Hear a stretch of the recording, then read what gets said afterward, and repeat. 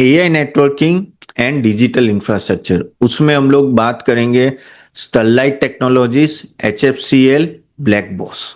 Okay, ये तीनों में से कौन सा स्टॉक आपके पास है, कमेंट बॉक्स में डालिए।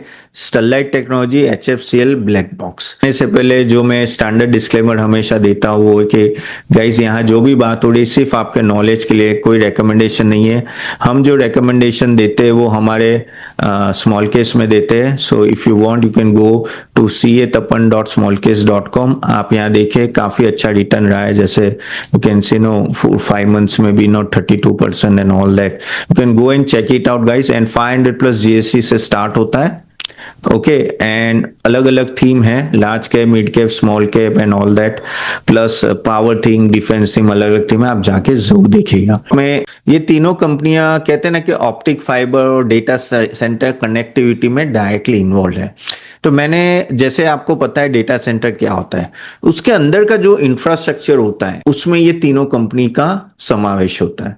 ओके, तो just to give you a small profile कि भाई स्टरलाइट टेक्नोलॉजीज क्या करते हैं। स्टरलाइट टेक्नोलॉजीज ऑप्टिक फाइबर और नेटवर्क सॉल्यूशन प्रोवाइड करता है। एआई फाइबर इंफ्रास्ट्रक्चर वो नो कहीं ना कहीं आपको प्रोवाइड करता है, और वो दोनों मैन्युफैक्चरिंग ग्लोबल सॉल्यूशन में है। एचएफसीएल है, वो एआई का भी कर रहा है, डिफेंस का भी कर रहा है, और टेलीकम्युनिकेशन का भी कर रहा है।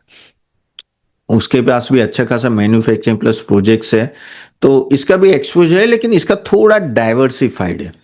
ब्लैक बॉक्स क्या करता है कि वो enterprise and data centre networking करता है, एआई नेटवर्किंग एंड वो भी सॉल्यूशन एंड सर्विस प्रोवाइड करता है।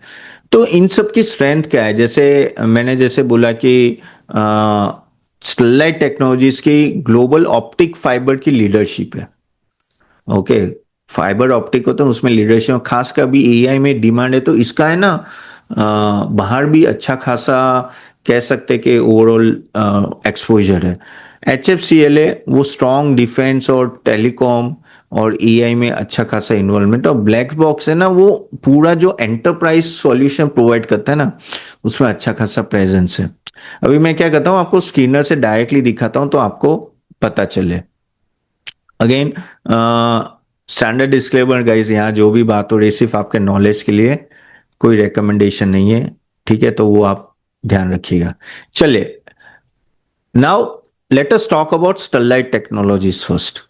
तो भाई क्या भागा है, अभी देखो ये अभी 5% सर्किट में है, ठीक है। अभी ये स्टॉक देखिए आप, ये स्टॉक 2026 में यानी जनवरी में, कितने महीने पहले, 6 महीने पहले 88 रुपीज था। अभी वो कितना तक गया, 650, यानी आप देखो ऑलमोस्ट 7 to 8 times। ओके, और अभी भी हाई पे ही है, यानी जबरदस्त भागा है। अभी हुआ क्या है कि ये जो फाइबर ऑप्टिक प्रोवाइड करते हैं और एक्सपर्टाइज है, ये स्टरलाइट और एचएफसीएल, आपको दोनों पता है, ये दोनों स्टॉक पहले तो बहुत ही बदनाम हुए इनिशियली, दोनों कंपनियां अभी चली है। अगर एचएफसीएल की भी मैं बात को मैंने ओपन नहीं किया है, one minute, I just open HFCL.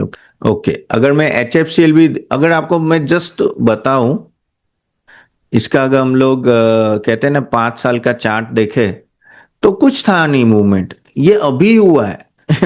ये एआई की जो बूम आई ना, इसमें ही भागे, ये वो कुछ नहीं, ये वहीं के वहीं नीचे ही थे। एचएफसीएल भी देखो, एचएफसीएल का तो पता है ना, बहुत ही नाम कैसा था पहले से ही, हिंदुस्तान फ्यूचरिस्टिक ना। आई थिंक हर्षद मेहता के टाइम में कब गिरा था, anyone knows, then just type in the comment box के लिए कौन सा था, लेकिन नाम बहुत ही बदनाम था और ये भी नहीं चला, फिर बाद में थोड़ा चलना चाहिए, लेकिन अभी जो बूम आया है वो ये है 2026 में, 6 से 3 महीने में 71 से ये भी स्टॉक बहुत ही भाग चुका है। तो ये स्टॉक, दोनों स्टॉक अभी भागे। अगर हम लोग, प्रॉब्लम ये है कि ये स्टॉक के अभी ओवरऑल में देखूं तो महंगे तो है। अगर हम लोग इसका देखें, स्टरलाइट तो 121 है, इसकी ये काफ़ी महंगा हो चुका है ऑलरेडी, बहुत भागे, और 28,000 का तो मार्केट कैप हो चुका है। एचएफसीएल का कंपेरेटिवली कम है, एचएफसीएल का 51 के आसपास है। और ब्लैक बॉक्स की हम लोग बात करें तो ब्लैक बॉक्स भी अगर देखो तो वो भी 48 के आसपास है। तो एचएफसीएल और कह सकते इसका ब्लैक बॉक्स का वैल्यूएशन ओके, लेकिन ये भी ब्लैक बॉक्स भी अच्छा खासा भागा है, वो भी 2.5 से 3 गुना हुआ है। अभी स्टरलाइट टेक्नोलॉजीज का यहाँ से भी ऑफ कोर्स डिमांड अच्छी खासी रहेगी फाइबर ऑप्टिक की एंड ऑल दैट। प्रॉब्लम क्या है कि देखो ये जो मैं आपको हिस्ट्री बता रहा हूं, ये देखो हिस्ट्री आप देखो तो इतनी अच्छी नहीं है। ये जो भागे एक ही साल में हो गया, इसलिए आपको थोड़ा केयरफुल रहने जरूरी है। क्या ये ज्यादा ही भाग चुके हैं क्या? क्योंकि आप देखो 3 5 साल 10 साल के तो रेशियो नेगेटिव है, and that is the problem with currently Sterlite technologies. लेकिन इसके पास ऑर्डर्स आ रहे हैं, और कहीं ना कहीं इन इन लोगों ने क्या किया है कि खुद को अभी एआई का लिटरली है ना कि फाइबर ऑप्टिक को ने बहुत ही जबरदस्त अपना लिया है। तो लोकल डिमांड और एक्सपोर्ट डिमांड भी अच्छी खासी है। अगर हम लोग एक्सपोर्ट की देखें demand, just to show you here, if you are able to see this just type Y for yes in the chat box. ये रहा, देखिए ये देखिए अमेरिका 39% है, यूरोप 39% है, रेस्ट ऑफ द वर्ल्ड, यानी आपका 80% तो अमेरिका और यूरोप ही है। इंडिया में कम है, बाहर ज्यादा है इसका एक्सपोर्ट, बाहर इसका एक्सपोर्ट बहुत ही ज्यादा है। तो एआई बूम हर जगह आ रहा है, ऐसा तो नहीं है कि सिर्फ इंडिया में है, यूरोप में भी आ रहा है, यूएस में भी आ रहा है, और वो डेटा सेंटर के अंदर जो कनेक्टिविटी प्रोवाइड करते हैं उसमें है। इसलिए मार्केट बहुत ही एक्साइटेड है ये स्टॉक्स के लिए। ये स्टरलाइट, चलो एचएफसीएल का देखें। एचएफसीएल देखिए आप, इसका फायदा क्या है पता है? ये तीन तीन जगह है आपका, टेलीकॉम में भी है, ठीक है, टर्न की प्रोजेक्ट फाइबर ऑप्टिक में भी है, फिर just to show you down one में डिफेंस में भी है, डिफेंस डिफेंस अदर्स, यानी ओवरऑल आप देखो ना तो हर एक जगह है, यानी इसका काफी डाइवर्सिफाइड है। इसका भी देखो डोमेस्टिक 59% है, और एक्सपोर्ट देखो क्या जंप आ रहा है, देखो 12% से 41% इसका जंप लगा है। क्या हुआ मैंने, क्योंकि दो थीम बहुत ही चल रही है, 2 या 3 थीम पकड़ के चलो, एआई थीम हो या पावर थीम हो या डिफेंस, ये हर जगह कैटर कर रहा है, और उसके वजह से इसके एक्सपोर्ट ऑर्डर्स भी आ रहे हैं। तो ये दोनों कंपनियों का ऐसा नहीं है कि भाई यहीं तक सीमित है, इनके एक्सपोर्ट भी बड़े हो सकते हैं, and market is that's why quite excited about this also कि भाई एक्सपोर्ट भी ऑर्डर अच्छा होगा। और जब ये ऐसा होता है ना तो इनके मार्जिन्स भी अच्छे खासे रह सके। Just to show you here, चलो ब्लैक बॉक्स की भी बात कर ले, तो ब्लैक बॉक्स का अगर हम लोग देखें तो ओवरऑल इसका इसका भी देखो technology, financial service, health care हर जगह है, और इसका भी ऑर्डर देखिए, इसका यूएस में 65% है, यूरोप में, इंडिया में सिर्फ 7% है, यानी ये भी ग्लोबल कंपनी ही है। अभी इनकी मार्जिन्स का थोड़ा देखते हैं तो वो आपको थोड़ा इसका पता चलेगा कि मार्जिन क्या मेंटेन हो रहे हैं, कि भाई चलो सेल्स तो भाग है तो मार्जिन देखिए आप। इनिशियल मार्जिन ऑफ कोर्स थोड़ा कम हुआ था, लेकिन आप देखो स्टेडी ऑपरेटिंग मार्जिन 14, तो अभी कितना हुआ है, 20 हो गया है। ये 14 मैं कब बता रहा हूं, ये देखो 2023 में ऑपरेटिंग मार्जिन 14% था, और नेट प्रॉफिट मार्जिन 1% था। अभी देखो ये मैं स्टरलाइट टेक्नोलॉजीज का बता रहा हूं, ये अभी देखो 20% और नेट प्रॉफिट मार्जिन 10%, 10 गुना हुआ है। ये कब होता है? जब आपका प्राइसिंग पावर होता है, जब आपको पता है कि you are one of the specialize vendor, आप अपना प्राइस कमांड करते हो। वो चीज स्टरलाइट टेक्नोलॉजीज में हो रही है। एचएफसीएल की बात करते हैं, ओके, एचएफसीएल का भी हम लोग देखो इसका भी मार्जिन देखो दिख रहा है आपको, देखो ये चलो 25 ये नहीं लेते हैं, या ये लेते हैं, ये स्टेबल है। 15% का operating margin, net profit margin 10%। और अभी देखो अभी का ये क्वार्टर का देखे तो 21%, और नेट प्रॉफिट ऑपरेटिंग मार्जिन 21% और नेट प्रॉफिट मार्जिन 12%। यहां भी आप देखो 60-70% से ग्रोथ हुआ है। एंड जब ऐसा होता है ना, आपका री रेटिंग होना चालू हो जाता है। जब आपका रेवेन्यू प्लस मार्जिन में इंप्रूव आता है वो री रेटिंग होता है। लेकिन अगर सिर्फ रेवेन्यू भाग रहा है, ओके, मार्जिन वहीं का वहीं है, ओके, वहां इंप्रूवमेंट नहीं आ रहा है और प्रॉफिट भी वहीं है, तो फिर स्टॉक नहीं भागेगा। इसका दोनों में इंप्रूवमेंट हुआ है, तो वो आपको देखना है। ब्लैक बॉक्स की बात करते हैं।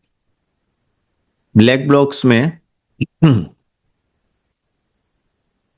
देखिए इसका इसका 9.3 मार्जिन, इसका भी बड़ा है, 4 मार्जिन के आसपास रहता था, ओके 4-5 के आसपास रहता था, इसका भी अच्छा बढ़ा है। तो इन शॉर्ट ये तीनों कंपनी के मार्जिन भी बढ़ रहे हैं, और इसलिए आप अगर हम लोग प्रॉफिटेबिलिटी देखते हैं तो प्रॉफिटेबिलिटी में इसलिए आपका जंप है। ये देखिए, ये जून क्वार्टर स्टरलाइट का देखिए आप, लास्ट साल 1,000 का था, जो 19 हुआ, यानी डबल हुआ। ये देखो 10 करोड़ का प्रॉफिट था, 197 करोड़, 20 टाइम्स बढ़ा है। एचएफसीएल, एचएफसीएल की बात करें, ये देखो ये पार्टी तो लॉस में थी, जून में 871 का ये डबल से ज्यादा बढ़ा है, 2.5 गुना। ये लॉस में थी, -29 से 246। सबसे बड़ी बात ये देखनी है कि एचएफसीएल का पिछले सभी क्वार्टर का ये हाईएस्ट प्रॉफिटेबिलिटी है।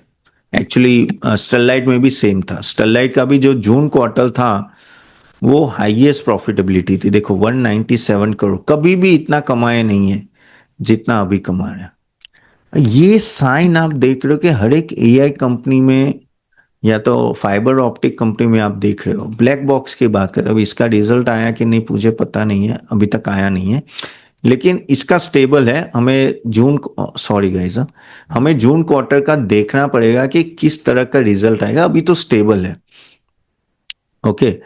अब बात करते हैं कि इनकी ऑर्डर बुक भी जबरदस्त है। अगर हम लोग इसकी बात करें एचएफसीएल की, तो होपफुली यहाँ लिखा होगा, जितना मुझे याद है तो 5 टाइम्स ऑर्डर बुक है। तो ऑर्डर बुक यहाँ से आपको, एक मिनट गाइस, हाँ ये रहा, देखो 21,000 करोड़, 21,000 करोड़ का ऑर्डर बुक है, जबकि इसका एनुअल टर्नओवर कितना है? इसका एनुअल टर्नओवर है आपका 6,000 करोड़, यानी 3.5 गुना है ऑलरेडी। मेरे हिसाब से तो अभी वो पुरानी फिगर 4 गुना है। तो basically you have to understand कि ऑर्डर बुक भी बड़ा है, करेक्ट। स्टरलाइट का भी अगर हम लोग देखें तो अच्छा खासा उसका भी ऑर्डर बुक है, वो मुझे एग्जैक्टली याद नहीं है, ये रहा ऑर्डर बुक, 7,300 करोड़ है, ठीक है। और अगर यहाँ देखेंगे तो इसका ईयरली है 5,000, यानी 1.5 गुना है।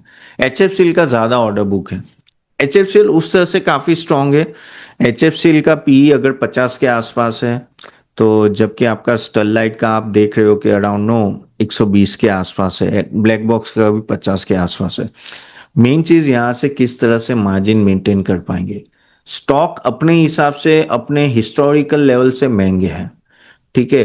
प्लस ऐसा नहीं है कि बहुत ही सेफ बेट है, रिस्की बेट है, क्योंकि थोड़े भाग चुके तो नीचे। लेकिन अगर आप पूछो कि भाई इसमें से 1 2 3 कौन सा है, तो 1 2 3 मेरे हिसाब से I think HFCL will come number 1, second I go for Sterlite, and third will be black box, okay. That is what I go. HFCL क्यों लग रहा है? क्योंकि एक तो वैल्यूएशन थोड़े ओके है, और डाइवर्सिफाइड है कि अगर एआई का बूम थोड़ा कम हुआ तो उसका डिफेंस हो, टेलीकॉम हो, तो वहाँ अच्छा है।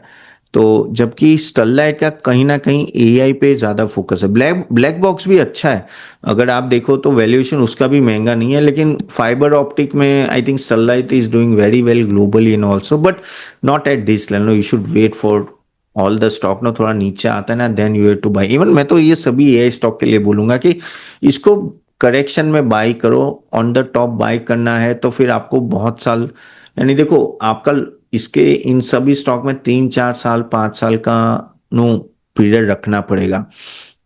सडनली ये लोग भागेंगे नहीं, ओके। भागेंगे सॉरी, लेकिन वॉलेटाइल बहुत होंगे, ठीक है, ऊपर नीचे तो आपको पता है, लेकिन ऐसा लगे ओवर द टाइम ये कमा के देंगे। लेकिन वैल्यूएशन भी देखना होता है, तो उस तरह से मुझे तो भी एचएफसीएल और ब्लैक बॉक्स का नो वैल्यूएशन कंपैरेटिवली ओके लग रहा है स्टरलाइट। लेकिन क्या होता है कि मार्केट भी कुछ आपको सामने से वैल्यूएशन दे रहा है, क्यों दे रहा है? क्योंकि डिमांड ऐसी है, डिमांड ऐसी है। तो इन सभी स्टॉक्स में यही चीज आपको ध्यान में रखनी है, ओके।